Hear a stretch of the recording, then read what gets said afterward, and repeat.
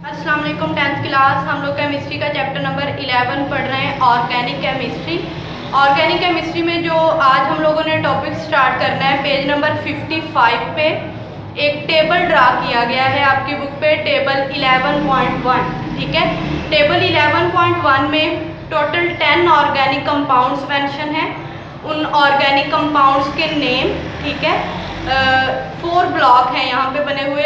First block में organic compound के name mention है, सेकंड में उनका मॉलिक्यूलर फार्मूला, थर्ड वन में उनका कंडेंस्ड फार्मूला और फोर्थ वन में उनका स्ट्रक्चरल फार्मूला ड्रा किया गया है। ठीक है, इन सबको आप लोगों ने 1 बाय 1 पहले अच्छे तरीके से समझना है और फिर याद करना है। जो फर्स्ट ऑर्गेनिक कंपाउंड यहाँ पे मेंशन है वो है मीथेन। ठीक है, मीथेन का मतलब होता है 1 कार्बन एटम।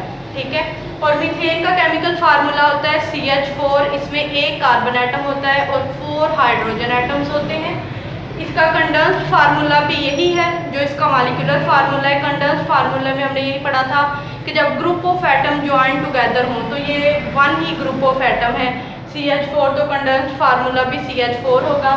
ये है इसका स्ट्रक्चरल फार्मूला। स्ट्रक्चरल फार्मूला में हमने ये पढ़ा था कि जब एग्जैक्ट अरेंजमेंट रिप्रेजेंट की जाए एटम्स की इन एन ऑर्गेनिक कंपाउंड, तो ये एग्जैक्ट अरेंजमेंट है, यानी 1 कार्बन एटम उसके साथ 4 हाइड्रोजन एटम अटैच हैं। ठीक है, बॉन्डेड हैं और ये कोवेलेंट बॉन्ड है कार्बन एटम और हाइड्रोजन एटम के दरमियान।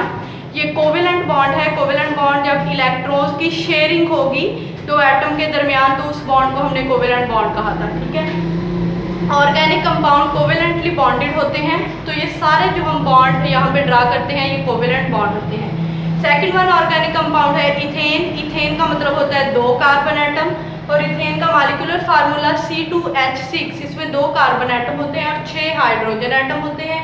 इसका कंडेंस्ड फार्मूला जो आपकी बुक पे है ना, वो इस तरह से है, ये जो मैंने ब्लॉक में ड्रा किया है, CH3CH3, यानी ग्रुप ऑफ एटम 2 ग्रुप है यहाँ पे, H3C एक ग्रुप है, CH3 ये एक ग्रुप है, दोनों ग्रुप ज्वाइन टुगेदर है। ठीक है, ये कंडेंस्ड फार्मूला हो गया।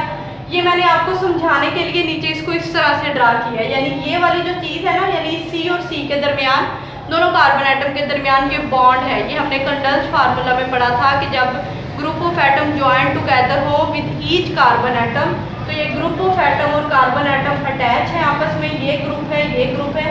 ये आपको समझाने के लिए ये मैंने यहाँ नीचे ड्रा किया। ठीक है, इसी को इस तरह से भी आप ड्रा कर सकते हैं, ये कंडेंस्ड फार्मूला है।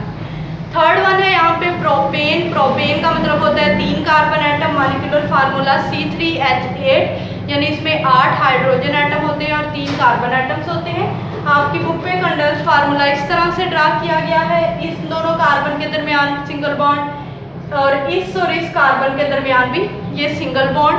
तो इस तरह से आप लोग इसको ड्रा कर सकते हैं, ये आपको समझाने के लिए ये मैंने ड्रा किया आपकी बुक पे, ये ब्लॉक वाला ड्रा किया गया। ठीक है, structural formula exact arrangement of atom, तो इन्हीं ग्रुप ऑफ एटम को इस तरह से खोल के, यानी C इस तरह से 3 हाइड्रोजन एटम इसके साथ हैं, कार्बन सेकंड जो कार्बन एटम है उसके साथ भी 3 हाइड्रोजन है और दोनों कार्बन एटम के दरमियान भी सिंगल कोवेलेंट बॉन्ड है। ठीक है, तो ये हो गया स्ट्रक्चरल फार्मूला। प्रोपेन का स्ट्रक्चरल फार्मूला 3 कार्बन एटम। ठीक है, फर्स्ट और जो थर्ड वन कार्बन एटम होती है उनके साथ 3-3 हाइड्रोजन अटैच है।